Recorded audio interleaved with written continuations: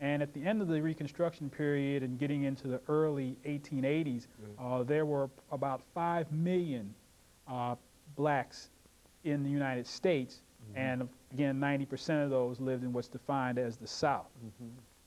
However, at the end of Reconstruction, lots of bad things started to happen to black people in the South. And so that began the period of what's called the Exodusters migration. This is a migration that's not really talked about, and that is when blacks left en masse from parts of the South and went to the West, to Kansas, to Texas, to Oklahoma, and they established all black towns and all black cities, and even they founded parts of what is now Houston, Texas, which began as an Exodusters migration, ex-slaves moving west. In fact, Nashville plays a big role. What was believed to be the largest Exodusters migration started right here in Nashville, as approximately 60,000 disgruntled blacks left here en masse and went west. And if you think about it, 60,000 blacks in Nashville over 100 years ago, in terms of what percentage of the population that might have been, we might have 250,000 blacks in the whole metropolitan area here today. So just think about a quarter, that would be a quarter of the black population today. So I imagine at that time that was almost nearly all the African Americans in Middle Tennessee up and left en masse all at once. So that's significant. You know, Dr. Padgett, you mentioned these small black towns that were a result of migration from the South to the West. Let's say some other things about these small black towns, because I think that you see them in almost every state here and there. And if you would like to, why don't you name a couple of them so that we can more closely identify them, and how were they constituted, and how did they come into being? Some of them, you know, in terms of just a general statement in reference to them. Well, some of them probably don't exist today, but you had Nicodemus, Kansas. There's a town called Winona in Texas, which is still a small town outside of Tyler, Texas, but that was founded by freed Africans.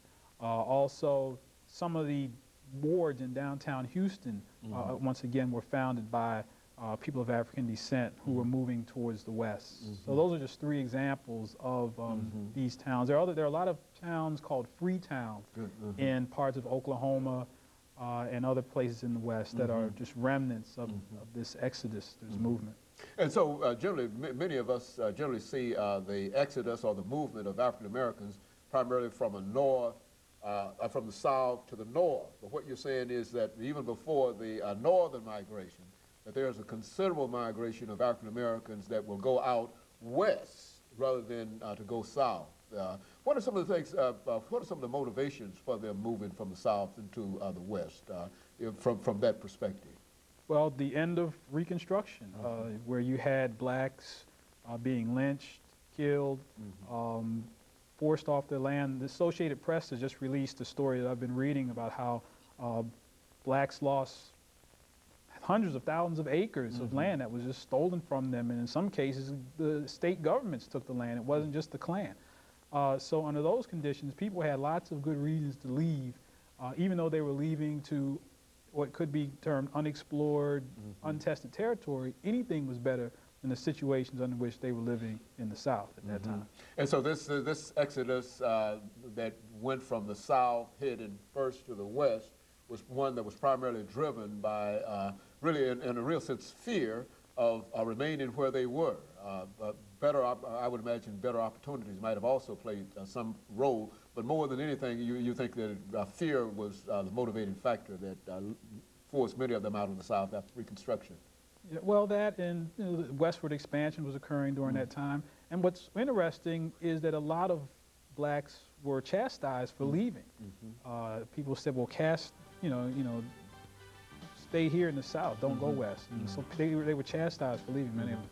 Okay, and of course, Dr. Padgett, let us take this first commercial break, after which we'll come back and resume this conversation. We'll be back with you following this short commercial break. The topic is